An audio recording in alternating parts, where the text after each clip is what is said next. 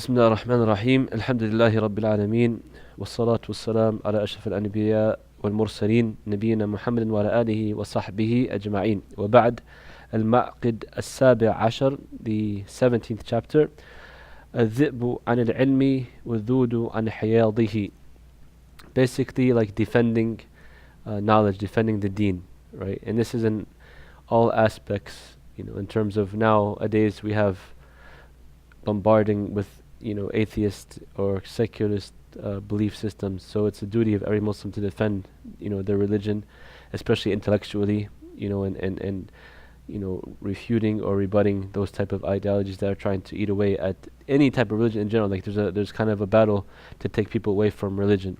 So in general, like the Muslim, he defends religion, the belief in Allah, the belief in God, the freedom to practice your religion. So it's your duty as Muslims, especially living in a society, to stand up intellectually and try to get away or refute these shubuhat, these doubtful things that are being thrown at religion, or people that practice religion in general, and to stand up for Islam.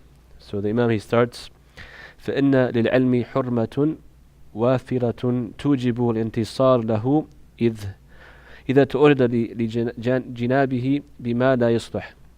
So basically saying that ilm, knowledge, like we said, most important, the Quran and Sunnah, they have a hurma, or like a sanctity to it, right? That's befitting for every believer to give victory or aid to this knowledge, to protect it. And if it comes, something that's coming to it that's not befitting for it, like when people attack Islam or say lies about Islam, then it's the duty of the Muslim to defend that and to refute those lies. وقد ظهر هذا الانتصار عند أهل العلم في مظاهر منها. And this type of intisar, which means like giving aid or helping hand to the Islam or to the religion or to the deen or to the ilm, has appeared in different forms. The first one, he says, الرد على المخالف, which is refuting the one who goes against religion, basically, or against the ilm. And like I said, this applies in general, to the society we live in, refuting those type of claims that are anti-religion or anti-Islam, coming up with proofs and giving proper dawah, proper etiquette with proper knowledge, calling to the deen.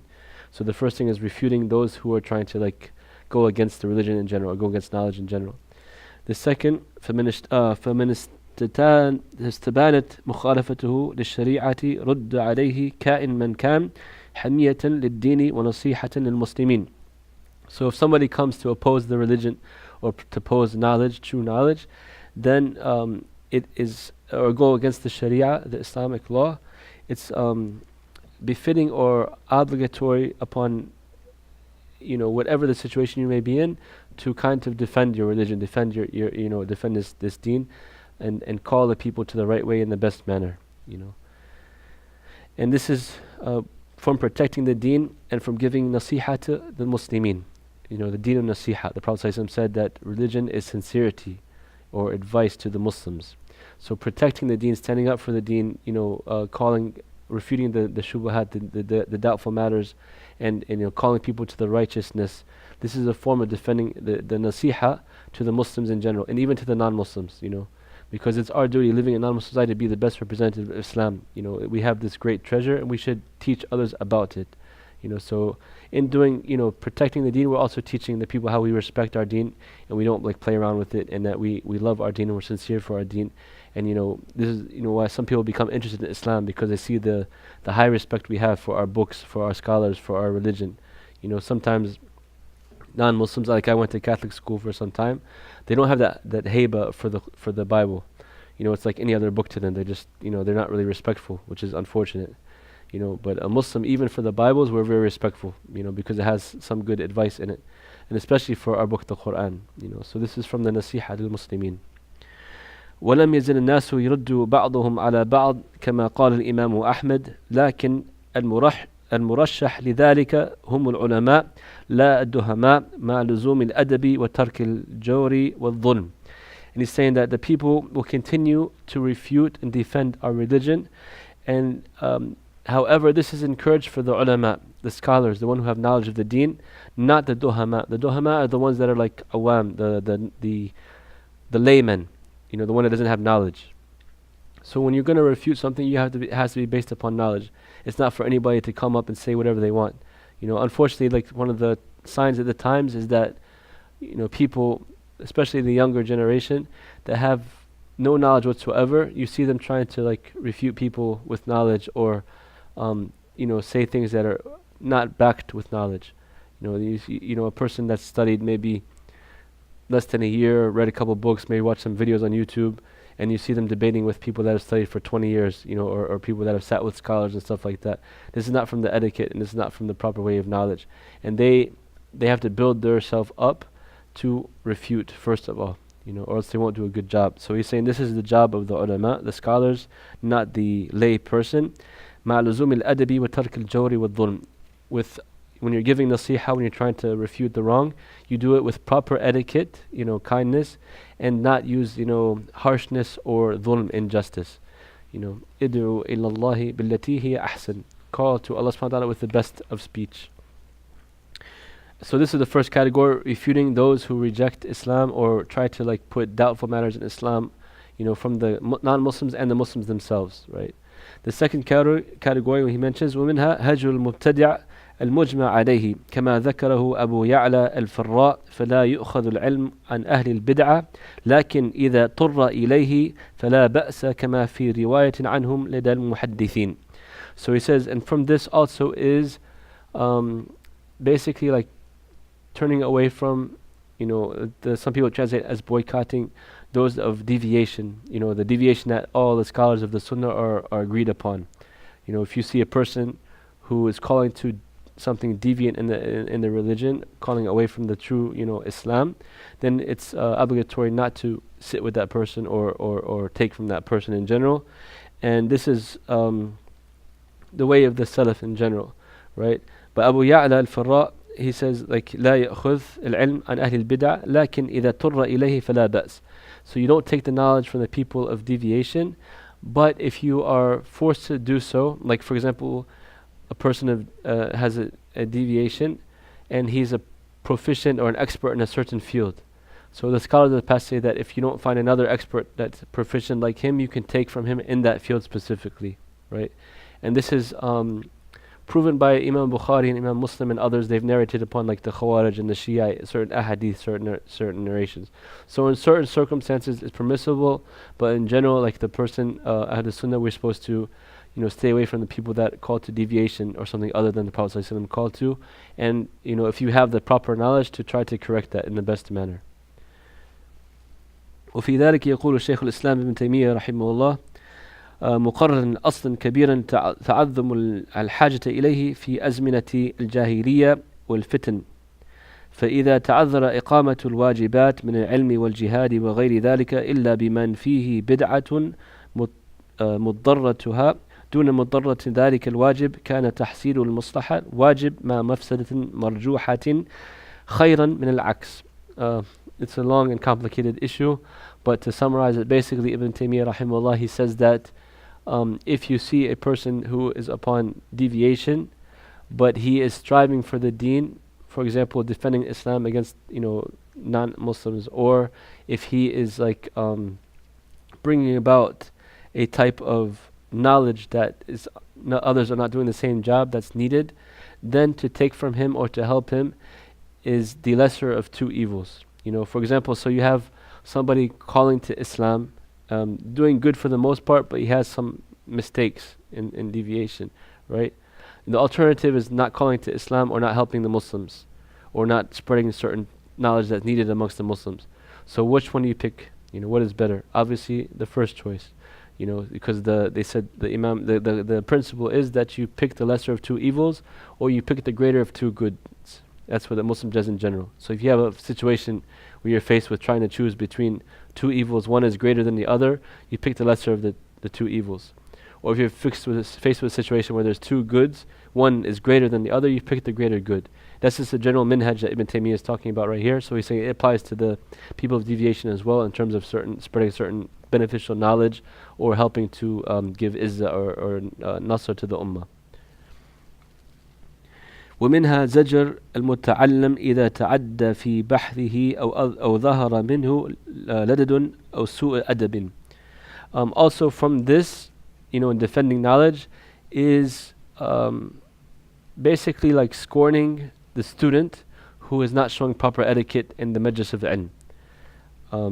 He's saying if he shows, a proper improper behavior, improper etiquette, it's befitting for the teacher to give some type of scorn or like a little bit of harshness to that student because he's not respecting the knowledge as he should be respecting it. Right? So in this case, he said this is another way of defending the knowledge, not letting it be disrespected in front of you. He says, كان عبد الرحمن ibn Mahdi إن تحدث أحد في مجلسه أو بري قلم صاح ولبس نعليه ودخل وكان وكيع إذا أنكر من أمر جلسائه شيء أن تعلى ودخل. So Imam Mahdi, rahimahullah, he's one of the great scholars of hadith. If one of his students was to speak in his class or like sharpen the the pencils during the lesson itself, he would just get up, put his shoes on and leave. Like in the middle of a dars, you can imagine teacher's teaching, he sees something, just like a little person talking on the side or sharpening his pencil, he'll stop teaching, put on his sandals and just walk out. That's how you do it. And then he says, Imam Waqi', the same thing, if he sees something he dislikes among his students, he would stop teaching, put on his shoes and also leave. وشهد هذا مرالا من شيخ شيوخنا محمد ابن إبراهيم الشيخ فكم مرة رؤيا منصرفا لما سمع طالبا يتشدق في مقاله فأخذ نعليه وانصرف. So he's saying that one of his teachers he was one of the great scholars in the Arabian Peninsula, who was like teacher of Sheikh ibn Baz and Sheikh ibn Uthaymeen and others, right? He said that he witnessed this himself, that Sheikh Muhammad ibn Ibrahim al-Sheikh, he many times, if he saw a student like not paying attention properly or talking or raising his voice improperly, he would just put on his shoes and walk away, not complete his dars. This is out of respecting and protecting the knowledge. Like if you're teaching knowledge, you're not gonna allow for it to be disrespected in front of you, right? If the person doesn't have the proper etiquette to respect what you're teaching, if you're teaching the book of Allah, the Sunnah of the Prophet ﷺ, the ayat and hadith, the fiqh, the stuff that ulama have spent their lives and sacrificed their lives to give to us, if you're not going to give proper respect to it, then we should just stop the lesson and leave, because I'm not going to let the ilm be disrespected in front of me. That's the point the Shaykh is making. What was the last point? Yes, you were mentioning that he would leave because of what the. So if he heard a student like speaking out of proper point or raising his voice or not showing the proper etiquette, yeah. Do people do that nowadays? I mean, sometimes, especially like here in the West, unfortunately, it's kind of a widespread thing that, we don't have that haiba or that sanctity of ilm as much as we used to. So, it's normal for people to talk in class, especially if it's like a bigger environment, bigger class where they can get away from it, to whisper each other, talk to each other, go on the iPhone or the cell phone, whatever, do stuff like that. So it's common, unfortunately. Like even in our classes when we take in the university, we're taught like it's not that big a deal, even though the teachers, we're supposed to respect any teacher that's teaching us something and give them a proper intention. But unfortunately, now we're taught like it's just, it's just become normalized with us. So we try, inshallah, in our efforts to respect the knowledge and like force ourselves to pay attention. It's just, that short time, and you're in a form of worship to Allah subhanahu wa ta'ala, like seeking knowledge with the proper intentions, a form of ibadah. Just like in salat, you try your best to focus on salat to pray to Allah subhanahu wa ta'ala. So we should, as we're seeking knowledge, to do the same, وحضر الشاب مجلس سفيان الثوري فجعل يترأس ويتكلم ويتكبر بالعلم فغضب سفيان وقال لم يكن السلف هكذا لم يكن السلف هكذا. Sufyan al-Thawri, also one of the great scholars of Islam, he was a muhaddith, and he could have been like one of the madhahib actually. If he had the proper students to carry on his knowledge, he was at the level of Imam Malik, Imam Abu Hanifa, Imam Ahmed. And you find many narrations in the books of fiqh upon him giving fatwas. And he was very known for being like so keen on protecting the deen of Islam and encouraging the good and forbidding the evil. It was said, like in some narrations you'll find that if he saw like an evil in front of him and he couldn't correct it or get rid of it, he would actually urinate blood, because he was so like, it burned him so much, subhanAllah. So anyways, he said that in his majlis, when he was having his halaqah and teaching the students, if he saw somebody like, raising his voice or talking out of line or showing off like that, he would stop and get very upset and say that لم يكن السلف هكذا. The Salaf, our predecessors, were not like this. Our predecessors were not like this. He would keep repeating it and he would just walk away. كان أحدهم لا يدعي الإمامة ولا يجلس في الصدر حتى يطلب هذا العلم 30 سنة وأنت تتكبر على من هو أسن منك قم عني ولا أراك تدنو من مجلسي. So in this narration he says that the Imam Sufyan al-Thawri saying to the student that you are trying to like show yourself off in this majlis, and people in the past they would not go and teach or speak in front of others until they have sought knowledge for 30 years, right? He would say, and you here sitting here in front of people that are older than you and more knowledgeable than you, and you're trying to speak and show off, please get out of my majlis and don't come back to me. So this is another narration. He would say that to the student that's being like, not having proper etiquette in his majlis. وكان رحمه الله يقول إذا رأيت شاب يتكلم عند المشايخ وإن كان قد بلغ من العلم مبلغا فأيس من خيره فإنه قليل الحياء. He says that if you see a youth speaking in a majlis of shuyukh, so you have like a bunch of scholars or a bunch of people that have a lot of knowledge, and a young man who, even though he says he is very knowledgeable himself, but if you see him speaking above the shuyukh, before they speak, he's saying then realize that you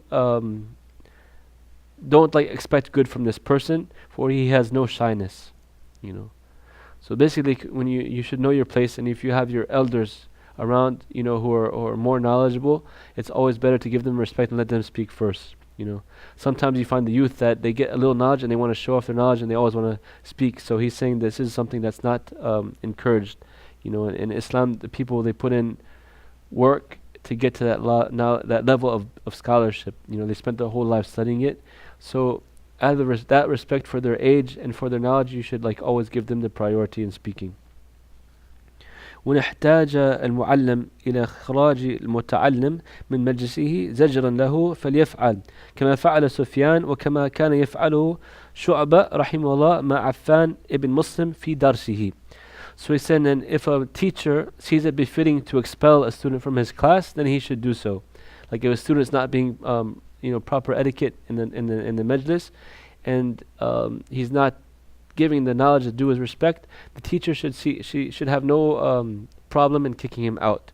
He says, as Sufyan al-Thawri rahimahullah did, and he mentioned also Shu'bah. Shu'bah is also one of the great scholars of hadith and fiqh, and he would do the same thing with his student Affan ibn Muslim.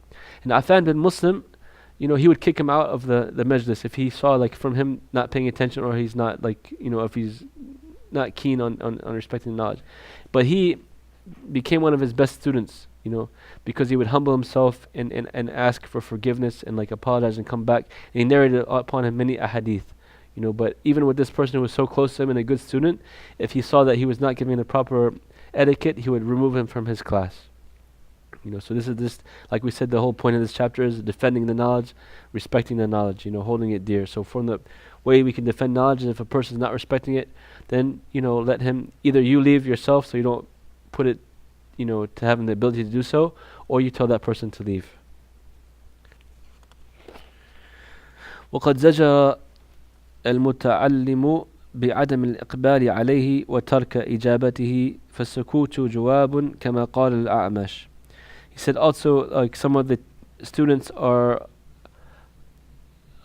basically criticized or expelled from the majlis for not paying attention as well, right? Or not answering the question properly. So if a student, if the teacher, the sheikh, sees the student's not paying attention, or he's not really giving his due proper efforts and understanding, then he can also remove him for that sense, And I remember I used to attend the lectures of Shaykh Ibn Uthaymeen rahimahullah in the Haram in Mecca. Every Ramadan and Hajj he would come there, and we would go as students and sit in his majlis, and he would do it like a kind of a fun way, but also to know, especially with he wouldn't do it with like strangers, but people he know who are students of knowledge that should know better. So he'll be like giving the lecture, and then he'll stop and he'll call upon one of them and say like, what did I just say, or what's the answer to this? And if the student can't answer, he'll say, okay, stand up. And he'll just like stand up in front of in the haram. There's like thousands and thousands of people around here, and the student's just standing there like really embarrassed, just like standing. And he goes on teaching, and then he comes back to him. He's like, okay, you awake now? And he's like, yeah. And he's like, okay, sit down. Just to give him that encouragement that you should respect, this knowledge. If you're going to sit in the majlis, give the teacher the proper etiquette. ورأينا هذا كثيرا من جماعة من المشيوخ منهم العلامة بن باز رحمه الله ربما سأله سائل عما لا ينفعه فترك الشيخ إجابته وأمر القارئ أن يواصل قراءته أو أجابه بخلاف قصده. Also, he says, like, he's seen this with some of the scholars he's sat under, like Sheikh bin Baz, rahimahullah.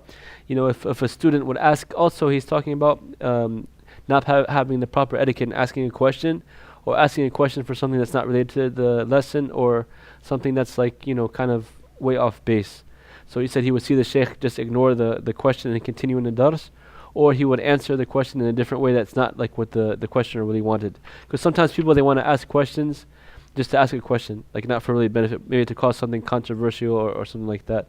So the shuyukh, they know better sometimes, so they'll just like either, remain silent and not answer, or they just continue on in the dars, And it's also from the adab sometimes, like, you don't correct the shaykh like in his lesson, So I remember I learned this myself when I was a young student in Medina, in Jama'ah Islamiyya. One of the shuyukh, now he was younger then, mashallah, and now he's elder and he's respected as like one of the, big scholars, mashallah. But at the time, he had said something which was maybe like not correct, but I was not like doing the proper etiquette. So I kind of like, raised my head and I said, well, isn't, such and such and such and such. And he just like was just silent. And I was just sitting there like, and I got the point though. I was like, subhanAllah, that maybe I made a mistake. Like, it was not proper etiquette to do that. But I learned my lesson, and after that, like, I never did that again, alhamdulillah. So, sometimes, and he said, like, for, there's a story of Imam Ahmed, rahimahullah. He was asked a question. He said, is Juj and Ma'juj, are they Muslims? Gog and Magog. And then Imam Ahmed got very upset with the student and said, have you learned هل أحكمت كل العلم حتى تسألني عن ذلك? Like, have you mastered all the different knowledges so you can ask me this question? Like, what a foolish question. Why are you bothering? Like, who cares? Is it like pertaining to your life right now? Is it going to help you? Did you master all the different sciences in Islam? No. So work on what's like pertinent and what's most important first, and then you can ask like questions like that maybe in the far future. But what color was the dog of the people of the cave, or what's like like there's all strange questions sometimes. Like, subhanAllah, it's not going to benefit you in your deen. So ask what's most beneficial and pertinent to the lesson that you're studying at hand. So this is the general lesson. Basically defending the knowledge first, against those who go against the Sharia, or who call against Islam, or insult Islam, who insult the Prophet ﷺ, who insult God, insult Allah. It's our duty as Muslims to defend that. In terms of what we have here is obviously our speech and our writing. So the Muslims should be encouraged to become academics. They should be encouraged to write. They should be encouraged to do op-eds, to speak when you can, volunteer. Go to like these different lectures, or anytime you can have a space where you can talk correctly about Islam and give the right picture, you should do so. And don't let people spread false propaganda or false information about Islam, or try to distort it amongst the people and like associate it with terrorism all the time, or backwardness. Bring the true history of Islam, how it was it brought the golden age to the whole world, basically, in science and math and all these different types of sociology and history and everything. And then the next category was the people of deviation, how to deal with them, in general, and to correct their deviation if possible, to avoid it if you can't, and if there's certain knowledge that are necessary that we are allowed to take with them and work with them. And then the third category was in the majlis itself, with the knowledge, don't allow a student to be disrespectful to the class, to the knowledge you're teaching. Either you stop teaching or he gets removed from the class. That's a summary of this lesson, alhamdulillah. And if you guys have any questions or advice or nasiha, jazakumullah khairan. I have a question, but it's not. So, how will the people who did not receive the message, how will they be judged?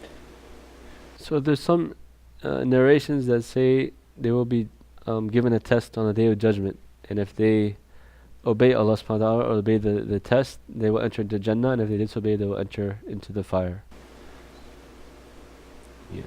Okay. So the ones that never received the message properly in this world, Allah subhanahu wa ta'ala, He's all just and all merciful. So He would never put a person, into the fire without giving him the proper chance to accept Islam or not. So therefore, if he'd never received the message, they call him like Ahl Fitra. For example, they lived in a period between two prophets, or they lived in some remote area where no messages came to them, or all they heard was like the wrong information about Islam, for example. Then they will be given, a test on the Day of Judgment, and if they pass the test, Allah will let them into paradise, and if they fail the test, then the other place. There's different narrations. There's some that say like a messenger will be sent to them. And if they accept the messenger, what the message was. Some say that Allah subhanahu wa ta'ala will come to them in a certain manner. So there's different ahadith, but the general gist is basically they will be given a chance on the Yawm al-Qiyamah to accept or deny. Don't you think everybody would accept if they're... No, I mean, Allahu A'lam, I don't know. They're not gonna know. They're not gonna know. So, like for example, even when the Dajjal comes, the Antichrist, he will be given tests to people, saying like, if you enter into this Jannah, you'll be in, you'll go straight to Jannah, and if you enter into this fire, if you believe in me, enter Jannah, you go to Jannah. If you disbelieve in me, I'll put you in the fire and you go to hell. So it looks like Jannah in front of you. So even though we're warned about the Dajjal, but some people will forget, or some people will be so tempted, and they'll go and it'll be hellfire for them if they go into the Jannah. And the Muslim will be like, I know you're the Dajjal, and he'll be thrown into the fire, but it becomes a Jannah for him. So sometimes it's like we see it theoretically, but when it comes down to it, the fitness is very strong, or the test might be very difficult. Even now, like in a dunya, subhanAllah, I mean in the Quran, when you read it, those people in the hellfire will ask to be returned to the earth so that they can do some type of good and believe. But Allah says, like, even if they were to go back, they will still disbelieve, subhanAllah, even after being in hell and all that stuff. Yeah. So some of the people in the hellfire will ask, like, if they would have another chance to go back to the dunya, and do good, so they can get out of the hellfire. But even if they were to go back and into the dunya, they will still become disbelievers, even after that. Yeah. I mean, look at the Prophet's family. They knew him as Sadiq al-Amin, the most truthful. He never lied in his life. The best character, the most noble family, the most kind, the most generous, all the best characteristics, and then they rejected him, SubhanAllah. So sometimes the shaitan, like the fitna of the dunya and the world, is stronger for the person, Yeah. So that's why I always ask Allah to keep your hearts firm upon Islam and not to give us a test that we cannot bear, جزاكم الله خير سبحانك اللهم وبحمدك أشهد أن لا إله إلا أنت أستغفرك وأتوب إليك السلام عليكم ورحمة الله وبركاته